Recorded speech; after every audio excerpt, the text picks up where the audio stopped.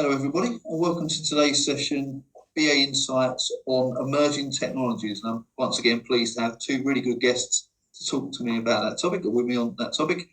Let's give some introductions first. I'm going to start with you, Ben, in Berkeley, please. To introduce yourself. Hi, thanks, John and Kitty. I'm Benjamin Walsh. I'm one of the founders of the Better Business Analysis Institute here in Wellington, New Zealand. And I've been doing business analysis for lots of years. I'm management roles, running teams, but also working on projects. I primarily work as a consultant and sometimes specifically in the kind of enterprise analysis space. I'm really passionate about technology, and thanks for having me on the show. You're welcome, Benjamin. You're definitely the right guest to be on this particular episode, so thank you. And speaking of which, as well, Kitty, over to you to introduce yourself, please. Hi all, hi everyone. My name is Kitty Hung. I started as a BA for almost 27 years. My background is actually the technology and computer science, but I like problem solving.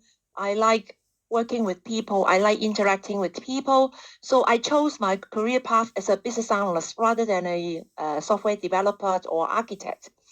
And I am really intrigued about the technology. So I recently published a book. It's called Business Analysis in the Era of Generative Artificial Intelligence. The reason why I wrote this book is I think the generative AI is the opportunity of our lifetime, and it is bigger than internet, search engine, cloud computing, mobile communication add together. So in my book, I advise the business analyst to pivot their role from competing against AI or even not using it to harness the capability of artificial intelligence. Because I want to influence the other BAs to refocus on high value work and become AI fluency will be the key in the future. Yeah. I know for sure we'll be talking about some of that stuff shortly. That's brilliant. Thank you, Kitty. All right. Well, I mean, let's get the ball rolling in that case. So I think perhaps if I could start with yourself, Ben, if I can, in terms of what emerging technologies do you see having an impact on BA in the future or business analysis in the future? Yeah, I think I'll begin by saying, look, technology's always had an impact on business analysis. So I'm not, but I think it's rapidly increased. And I like how Kitty has not only written a book, has explained that AI and specifically generative AI is going to play a key part. I mean, I use it every day. There's the fad of AI. I mean, I did image generation for a while, played with it, got bored of it. But now I find a useful kind of everyday, day-to-day use as a BA using Gen AI. And actually, I almost feel like I can't explicitly say that. Sometimes in workplaces, people, because of privacy and whatnot, they're actually, really wary of you using these tools. And we need to educate both BAs, but also the business people. So number one, I guess, generative AI. But I also think that advanced process modeling and measurement tools will, which are probably powered by generative AI, will become bigger. I think you're now with the power behind computing and big data, we will actually be able to model out all processes. Like the dream of a BA is to model every process and measure it all. I think that's actually possible now. And I think there'll be a continued evolution of things like whiteboarding tools and collaboration tools like we're speaking on now. And I think, there's XR, which is, VR and AR, and digital twin, which I think are interesting topics. But right now, so in the next 1 to 2 years, I would see generative AI-powered document generation being straight away off the bat that every BA needs to know, how to use that to do repetitive tasks, reports, meeting summaries, standard things that are integrated in terms of the Office suite that Copilot does, but there'll be an equivalent if you're in the Google world with Gemini. And the other one is probably big data for project scoping. So actually using big data to do your analysis, what you used to use the spreadsheets for, which we all do, and I still do it every day if I need to kind of do that work for you. So again, linking big data with generative AI to summarize and come up with some actual real analysis based on real data and not just the kind of time sensitive or short span we usually get as BAs to try and do a best guess. So they would be my top two for the next 1 to 3 years. Certainly some topics there, I'm sure, Ben, that will resonate with people. I mean, as you talk about data analysis, process, they're definitely topics that will resonate with me for sure. Kitty, do you have I'd like to hear your view as well on that same question, please. So I'm quite fortunate because I mentioned that my background is computer science and technology. So I'm very comfortable with emerging technologies because I'm kind of coming from a technical background. So I'm not kind of scared of all the new tools. Ben has covered quite a lot of the emerging tools, but I would like to add that AI and generative AI are only two technologies. Other things like robotic automation and quantum computing, these are the really big areas up and coming. And the AI and generative AI kind of automate some kind of connective task. I call it cybernetic automation. But when we have the humanoid robotic automation, it will conduct physical tasks. So I can see there will be more use cases, physical jobs like in the building site, warehouses, and nursing home, hospital. And then you might ask, what has it got to do with business analyst? Because if I see these emerging technologies become mainstream, can we take this opportunity as a BA to support the requirements, to help conducting the user acceptance testing? The UAT will be really different from the traditional apps on the flat screen, 2D apps on the flat screen to do some like screen navigation. For example, robotic technology or drone or driverless car, all these emerging technologies, digital twin, quantum, and also blockchain. The way the whole UAT is different level. It's 3D instead of 2D. So I can see that big emerging opportunities for BAs grab this opportunity because they will be financially rewarded really well, and also they will be able to upskill themselves to support more projects, more use cases, more applications. So my add-on to Ben will be robotics, quantum, blockchain. These kind of technologies will be emerging. And it shows, I mean, there's going to be plenty of opportunity for BAs to learn new technologies, learn new skills, adapt their approach as they go through these things. I mean, certainly, just from, if I take Gen AI as one example, I know just from using that you have to, to get the best out of it, you have to adapt the way that you do your business analysis. Exactly. And I know for sure that will be the same. We're talking about quantum, we're talking about VR, any of those other things that you mentioned as well. So I think it presents a really good opportunity to continue to learn, to not become stale in what we do, and actually not be afraid. Don't be afraid. Yeah. Yeah, that's it. Yeah, I mean, yeah, exactly right. We think about all those the tools that might have come before and all the technologies come before. We're still around. We've adapted to it. We've added value in those situations. I'm pretty confident we'll continue to do the same in the more emerging technologies. I think, John, with just leading on from what Kitty said around mainstream, is that BAs are not. Yes, we live in the mainstream. Obviously, we get paid in the mainstream with the business side, but our job is actually to keep abreast of things that are not mainstream yet. we are the early adopters. We are the early majority, at least, to see what might become mainstream. And some of the things that Kitty just referred to in the later part of her answer, a lot of BAs don't know what blockchain is, for example. Well, start to learn what blockchain is. Even if you're a business BA, with a capital B, it's important for you to understand these technologies.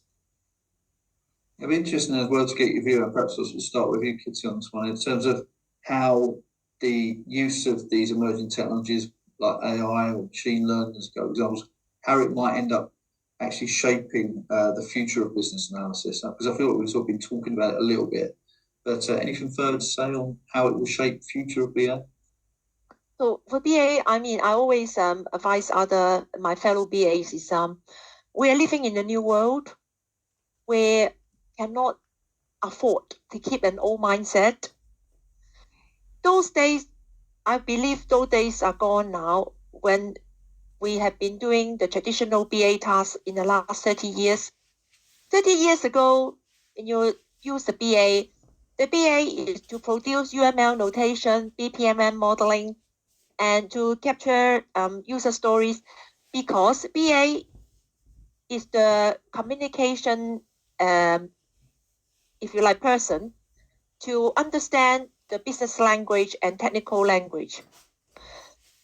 BA capture the requirements and translate the requirements into software modeling so that the developers can understand better to go to implement the solution.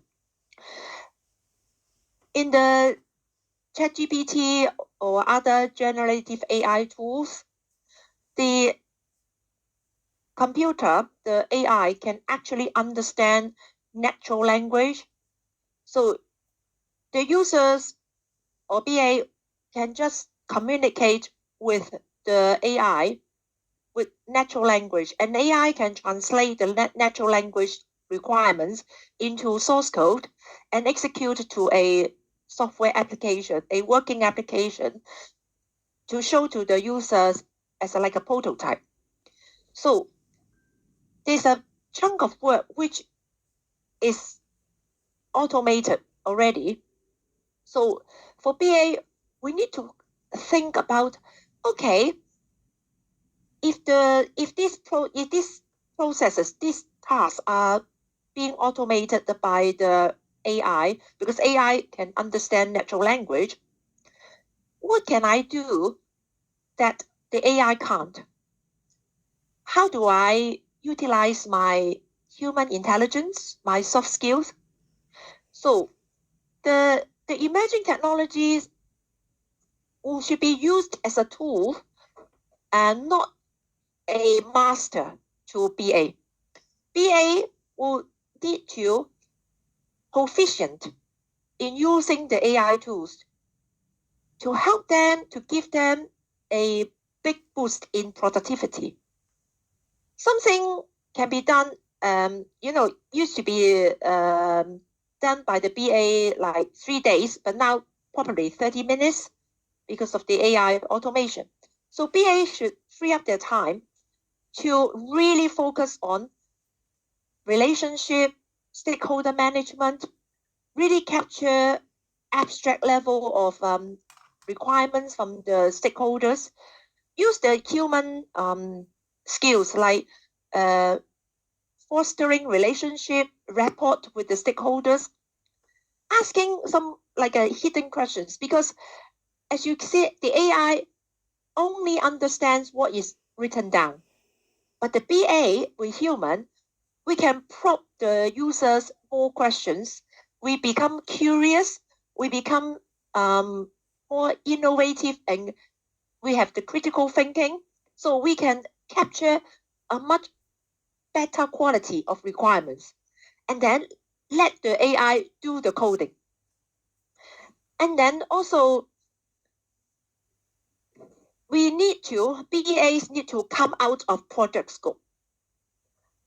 Traditionally, Yes. BAs are assigned to the project, report to the project manager, work with the scrum master, collecting requirements, producing user stories, and pass it to the developers to in the agile environment, you have this velocity, you have this, they split the user stories into like tasks, and then multiple user stories come under Epic and all this, yeah.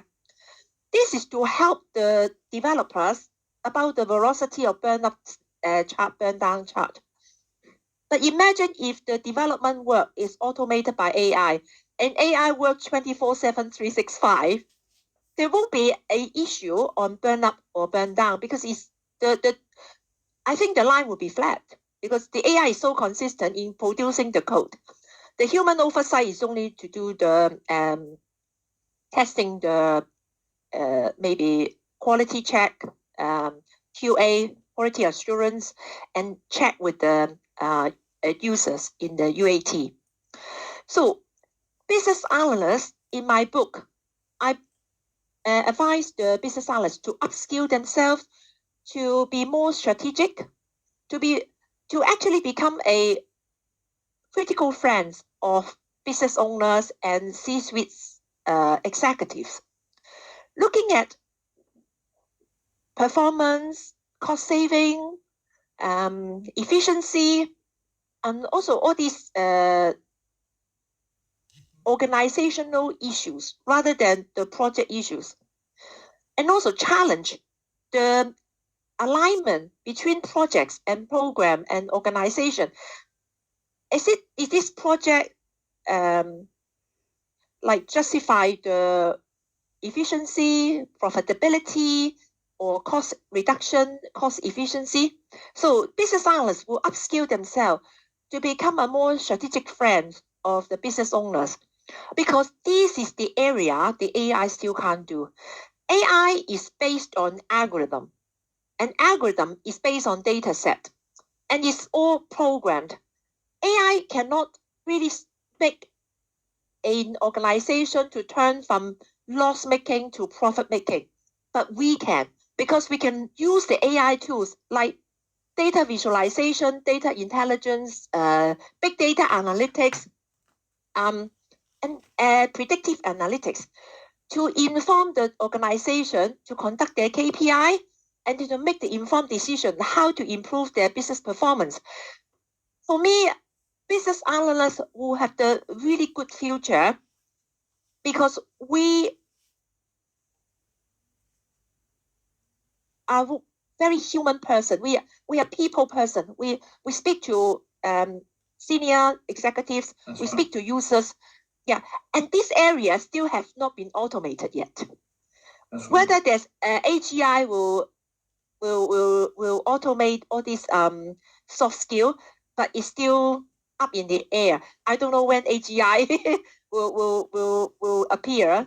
As AGI is mean artificial general intelligence, where AI has consciousness. But at the moment, I am not seeing it yet. Well, and that's pleasing to hear at the moment, that's for sure. But quite a bit covered there. I wonder, Ben, anything, or Benjamin, anything you might add to that point? Yeah, well, it's really interesting because I think, and this is me just making an assumption here, as Kitty's mentioned, she's come from quite a technical background in terms of where she's come from. I actually did do a software engineering degree, but my I guess my point of view comes from a business mindset.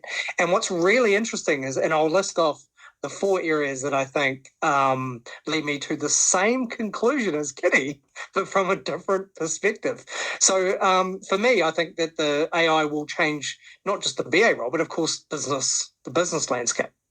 As in, the world is changing, not just in emerging technologies, but the world itself is changing in terms of the way it operates and streamlining and structures and, self-forming teams and whatnot. So with all that in mind, I think that we talk about at the Institute the 4P plus model, which talks about people, process, projects, and products. So I'll try and phrase what I think is going to happen and what is useful in terms of the BA role in terms of those 4 areas. So with people, I think that exactly BAs will need to work alongside AI tools to interpret their outputs. There'll be prompt engineering. They'll need to be masters of getting the best out of these tools. It's not quite there yet. Yes, it's natural language. Yes, anyone can feed it in, but you can get vastly different outputs if you know what how to use it effectively from its input screen. But BAs will need those new skills. They should be getting them now. They should be learning the skills, interpreting outputs. How do you feed it back in? There's only a number of tokens, basically, if you like, memory that some of these AI tools know. So you can't get it to write a full novel necessarily unless you're paying hundreds of dollars to feed in for it to have your own private GPT right now. But I'm sure that will change in a few years. There's the automation of traditional tasks, as we talked about, in terms of, and we will focus on, as Kitty mentioned, high-level tasks requiring human judgment and creativity. That is something that AI is not yet there, and I still doubt that it will ever get to a point where all the sensors and I guess it's body language, the whole, community mind background will be in the next 10 years at least. In terms of processes, obviously we've talked about data collection, analysis, reporting. All the business analysis processes will be the biggest change, will be how we do things in terms of the processes we carry out. And BAs can use AI to kind of support data-driven decision-making throughout the process. We haven't had that now. It's all been kind of best guess or risk-based assessments throughout a project. We should have some decent hard data from AI tools by not just limiting it to your organisation. We can now search the world in terms of, they've done this project before, what happened? What was the way they dealt with these problems or these solutions? In projects, I think, again, it's probably around those traditional project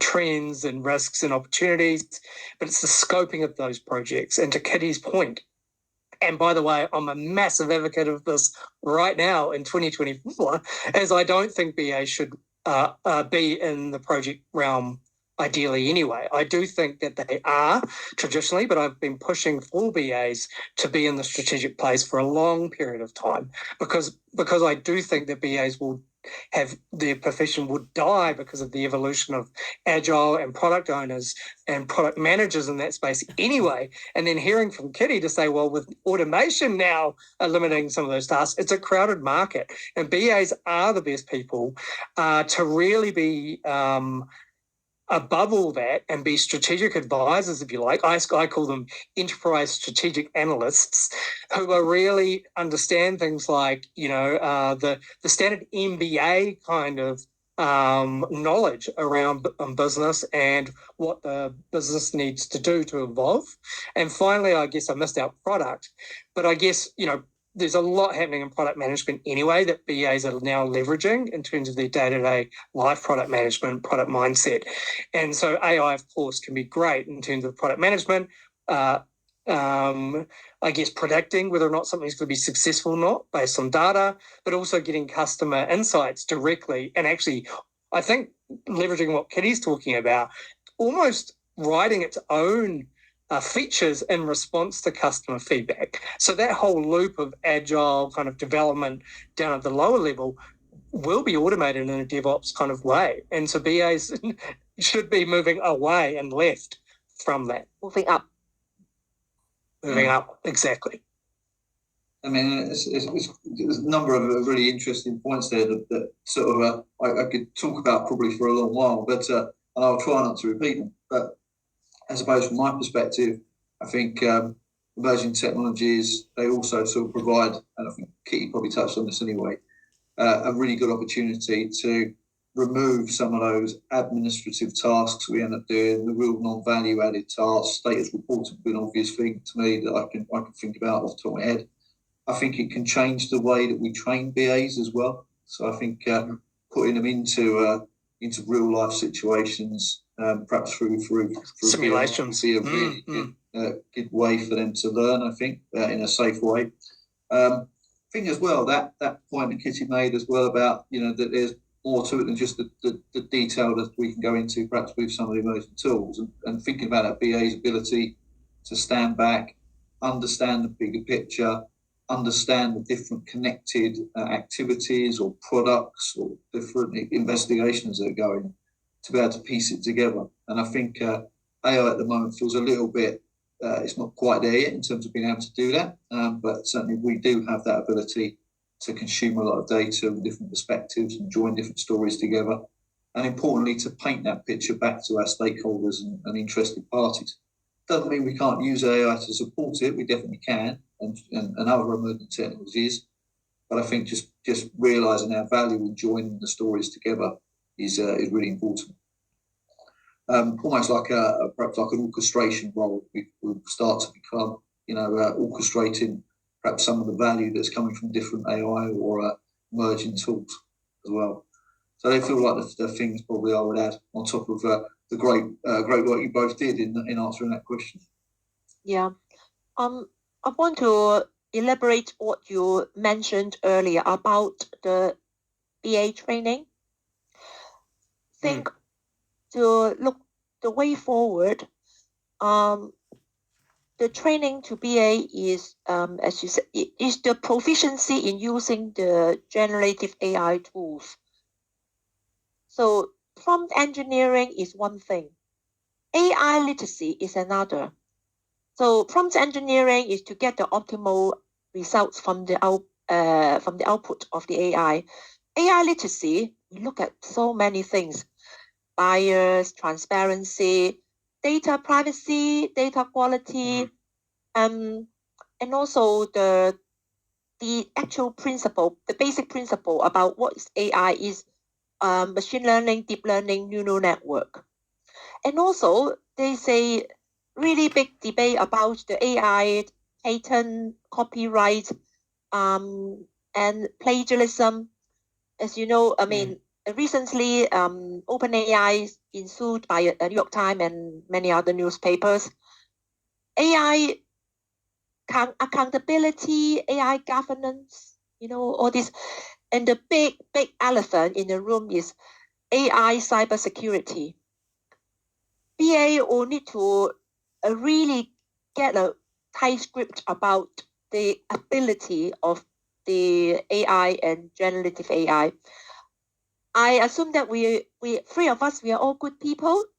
We use the AI for good purpose to improve productivity, efficiency. At the same time, bad actors, cyber criminals, they use AI and generative AI to automate a lot of their criminal activities. So cyber resilience is just so I can't stress no more. That's so important. So to respond to your question, John, there is a whole list of training modules for BA before they even start using the AI as a tool. In terms of AI literacy, cybersecurity, AI plagiarism, accountability, data privacy, data quality from engineering, all these should be provided to BA to upskill themselves so that they will have confidence and knowledge to use the tools effectively to its maximum full potential. That's it. I think that shows, I mean, there's a load of new concepts to learn, and it's not just about learning what they are, it's learning how to approach your analysis. It's learning about who those people are that are going to be providing those solutions and how they need to work, because they're not all built the same. They're not going to need exactly the same techniques and the same sort of inputs. So it's about us sort of molding to the right scenario. And I think it's always good that we typically don't jump the gun and dive into the solution mode too quickly. But once there is a solution chosen with our help, that actually we can adapt our approach depending on the solution that's applied. And sometimes I'm sure it'll be a combination of solutions, and we have to merge our approach and adapt it, combine it as appropriate. I was so surprised when I spoke to some fellow business analysts. They do not understand what is hallucination. And I say, this is so basic. This is the limitation of AI, and that's why you need the human oversight decision loop. You don't believe everything generated by the AI. You need to make the decision whether it's a fake, it's fake news, it's making up, hallucination. This is relevant, I'll use that. And also the citation as well, because one of the shortcomings of AI is they presented the output really convincing, But when you ask for the sources, the large language model was not built to present the citation like the traditional search engines. Yeah. So depends on what tools you use. I use that. That's why for normal search engine purpose, I use a Bing chat, the Bing Copilot, because the Bing Copilot at least it gives some citations, the sources. But if you use like Llama 3, Perplexity, and also the Claude, the Anthropic Claude, they and even the actual GPT, ChatGPT, they don't really give you the citation. So that's the thing. We business analysts, if we want to use the AI wisely and responsibly, we do need to know the source. And That's right. And actually, in response to your Kitty, training, the training, BA will need to learn all these skills before they even dive themselves to use the tool. Yeah, and there's an interesting point as well talking about hallucinations, because actually it's just a different term for something that we should all be familiar with anyway. I mean, I can think of, like, we didn't call them hallucinations then, but where you speak to one stakeholder who has an opinion or a perspective that actually isn't data driven, it's a perspective they have. When you talk to other stakeholders or you get data to support or contradict what you're hearing, you find that actually what you've heard from one stakeholder is effectively a hallucination. It's a misnomer. It's just moving that hallucination into a different environment and we're giving it a different name. So I think BA should be reassured in that sense. Yeah, and I think Kitty talked about a couple of things, two things there. One around content, and that not all content is equal or correct. And we live in a world of content, and I think they call this generation, the young people generation content, because they're obsessed with generating content themselves on YouTube and what other platforms.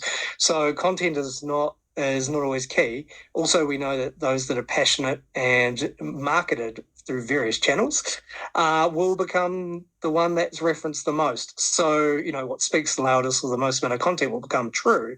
And you know that in business, when you've got a group of people that are very passionate, usually SMEs, for example, what they call themselves SMEs, who will tell you something like, and they'll be convincing because they live in the detail, but it might not quite be true. And BAs need to have those skills to really challenge and to ask the 5 whys and all the rest of it, and look to that. And then the other point, and that's just about being a professional.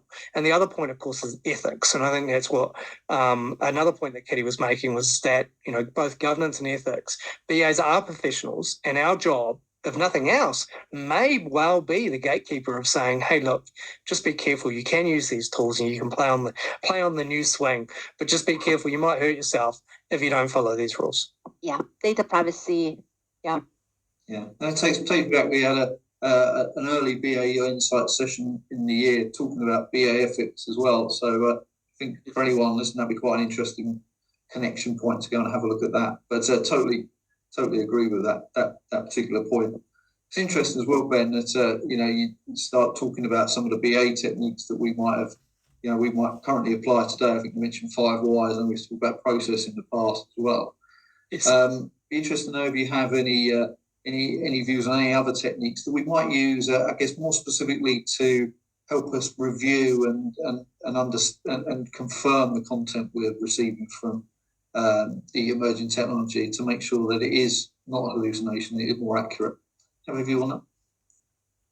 Yeah, it's an interesting point. I think I'll start by saying I think that the fundamental techniques of a BA, the what from our toolkit, which, and I'm not talking about the how. So the what from our toolkit still remains sound. The concepts behind process modeling, however you do it, BPM and otherwise, boxes, on a whiteboard, it's node science, right? It's connecting dots. And that is fundamentally just like almost physics. It exists. And the 5 whys, I mean, there's psychology behind all that. All that sound, how we do that, though, the how, I think that's what we're really talking about, is utilising these tools to do it almost for us, or to do it more effectively, because there are always shortcuts even now how we do those things. Like I always find it really interesting if you refer to, say, maybe the Bulwark, about how you do something even now in the latest version versus how progressive BAs may work. They may have taken different technique from a different area, and technology pushes that forward. So I think that I guess my first point being is that some of those what techniques are important. I think where we do that, as in Kitty's point, is that it will be left and it will be my above it before projects.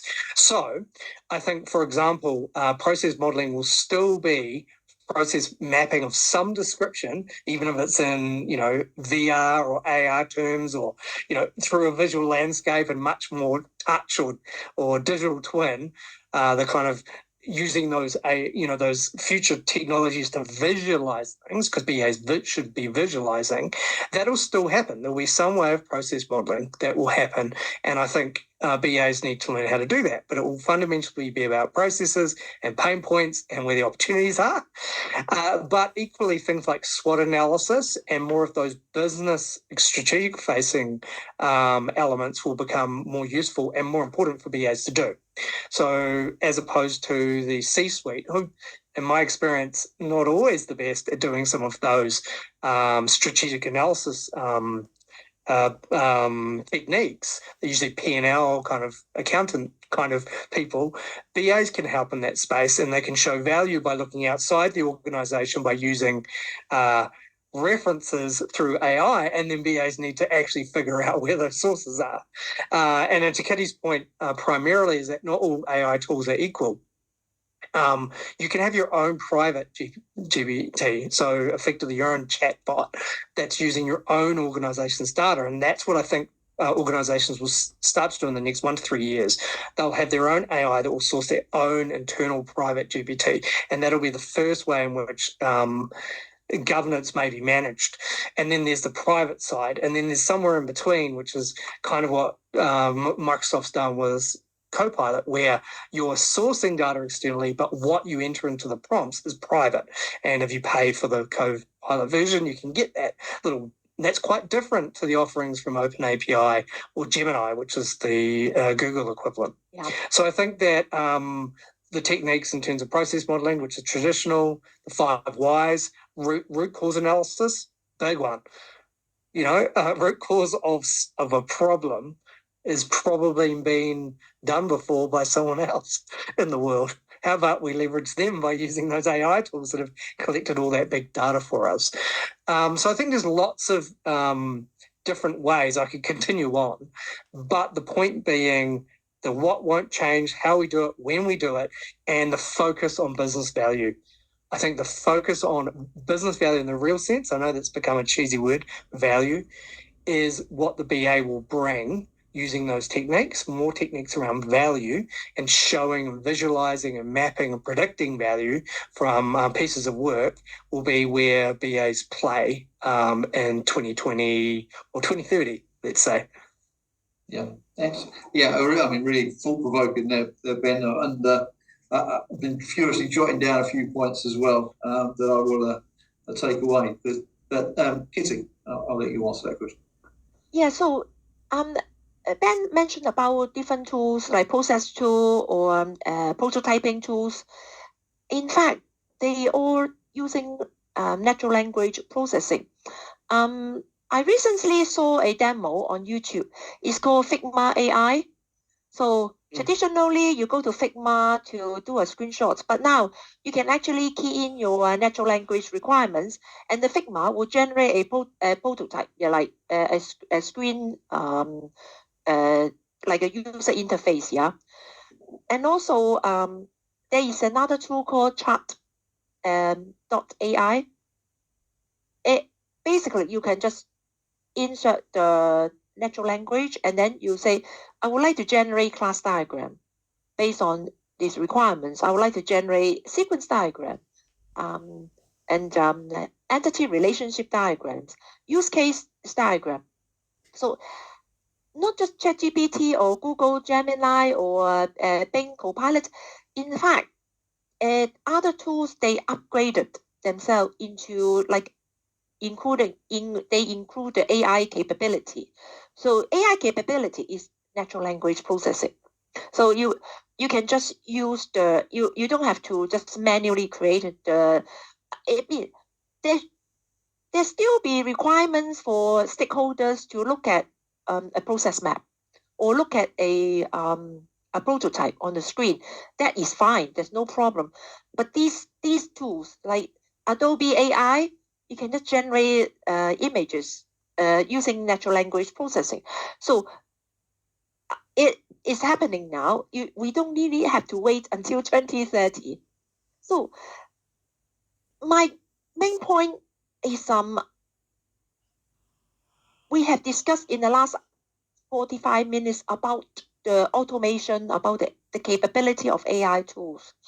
Now is the time for the BA to think about, okay, the AI can be the doer, and now we become a thinker. We work alongside with the AI tools. We are the master. We use the AI tool effectively. And then we are the thinker to think about creativity, innovation, strategic, to help organization. There's one thing, the world is not going to run out of problems. There are always problems we can solve.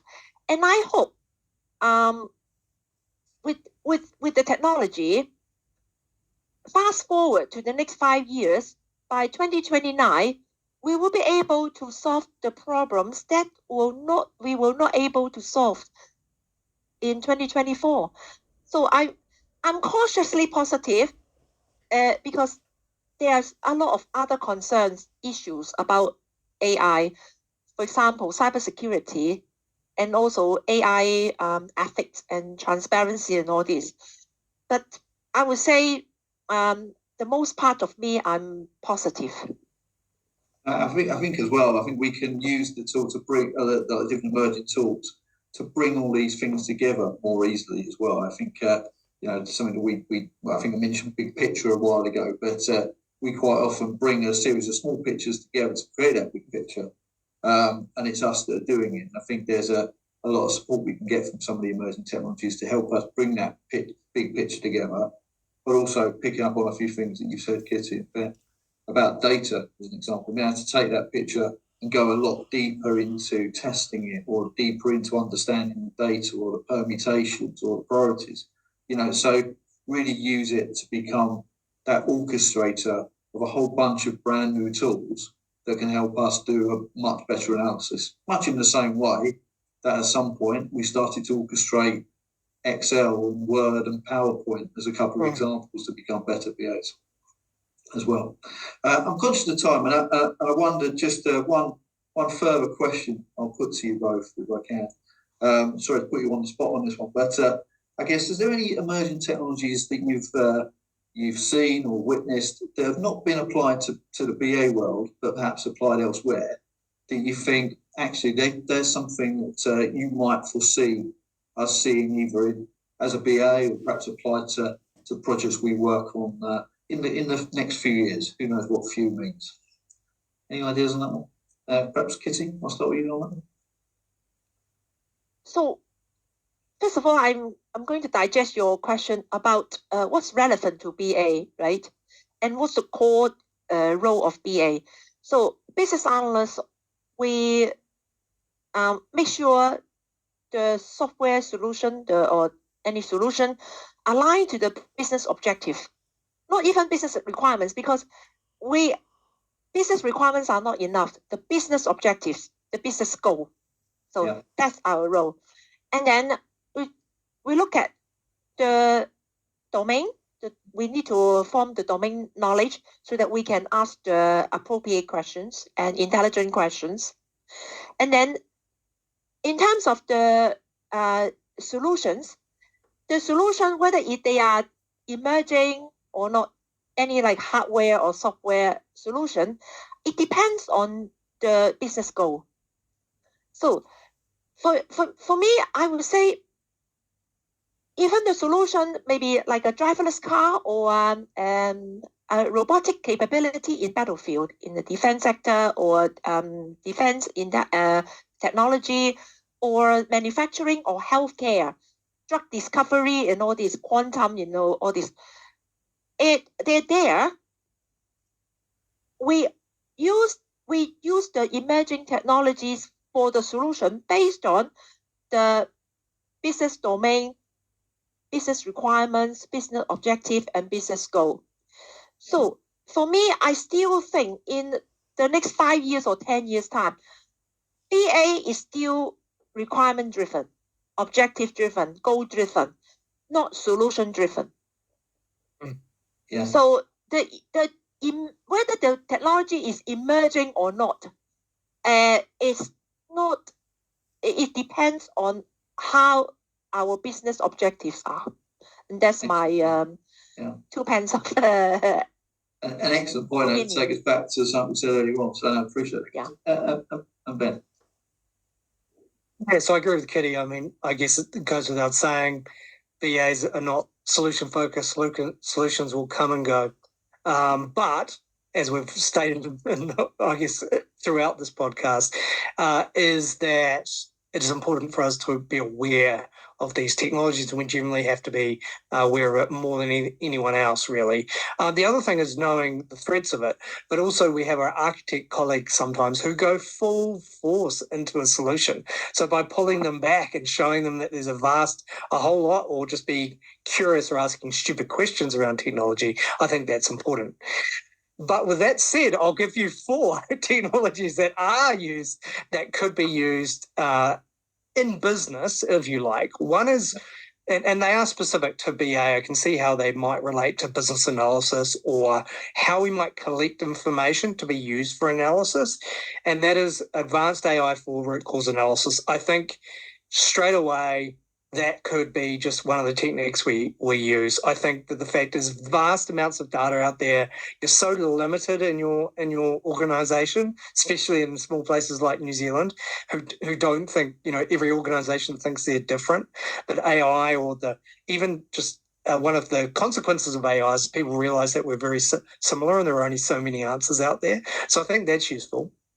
I think predictive business with a capital B analysis, not BA, but predicting business trends. I think that's happened right now in other industries. You get economists doing it all the time. You get world leaders doing it. The IMF does it, and BAs need to get onto that. I think that's really, really useful. There's augmented reality in regards, which for me sounds fun and sounds like a game, but I've seen useful. I've got some friends who run a company in that space, and they use it to show creative data visualization in the energy space. And I don't see why that couldn't be just generally applied to, say, the education sector, or, seeing how kids, attend schools and what that means and what the impactors are, instead of just a Power BI report. So I think that's something's powerful that's happening now.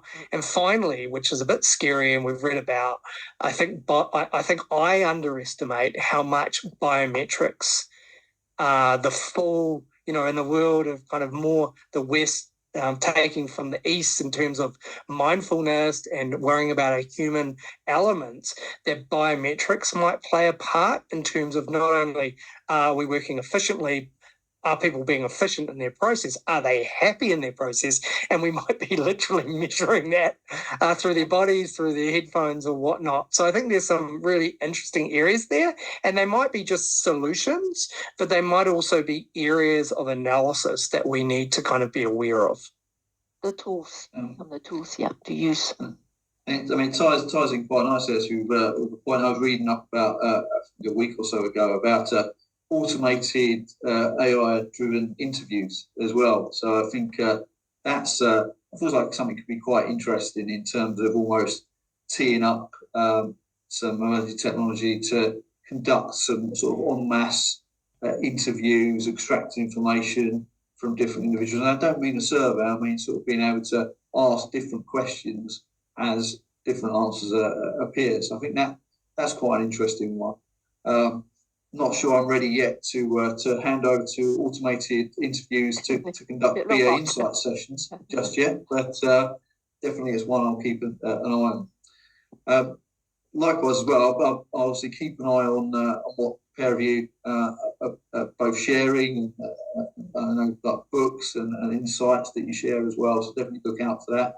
I know we're about time, so I suppose we'll draw the session to a close. But I do want to thank you both for your insights and your knowledge and being kind enough to share your point of views on screen. I've definitely learned a lot, as I often do from these sessions. Scribble loads of notes down, and I'm sure I'll rewatch the video a few times and look into some of these concepts that you've been sharing as well. So I'd just like to thank you both once again for your time. I mean, Thanks, John. I would like to share the key takeaway with the audience. Yeah, sure. It's we do maybe the job title, the role business analyst should be modernized to intelligence analyst. That will show we are working alongside with the AI tools, and we become an human intelligence human, not artificial intelligence, so that we can show to the younger BA who are in the early career stage that the future is towards the intelligence, but humans are still needed. Yeah. AI will not replace us. The person using AI will. And that's how we demystify the whole thing about AI. Because Elon Musk, he came out and say 90% of the world will be sitting at home and earning universal income because 90% of the job will be conducted by AI. I'll say, really? Show me that AI can cure cancer, dementia. Can AI make a person using wheelchair walk again? Can AI, can AI stop earthquake? Can AI move the clouds around the world so that we have a balance of rainfall so we can avoid flooding and the wildfire and drought? And Ben, you live near Australia. You see, every 5 years there would be a really big wildfire. Can we do this? Because at the moment we can't. So that's why we still need human to keep innovating to solve the global problems. That's it. And it's the ideas, isn't it, Kitty? It's not just the doing, it's actually coming up with the ideas. The idea to be a thinker. And that's why I want to bring, I'm not going to be around forever, John. I want to pass this message to the new young professional in their early career, in their early 20s, just coming out from the education, to see that is the direction we're heading to. We still need humans. Yeah, absolutely. And on that point, ending with a human touch, as it were. Nice place to end, but I appreciate the last few words. They could definitely, I'm sure, of value to not just me and Ben, but the others who are watching this as well. But as I said, yeah, we'll look out for you both. I'll certainly look forward to speaking to you again in the future. And yeah, so thank you again. And thank you for the invitation. Thanks, Kitty. Thank you, everybody.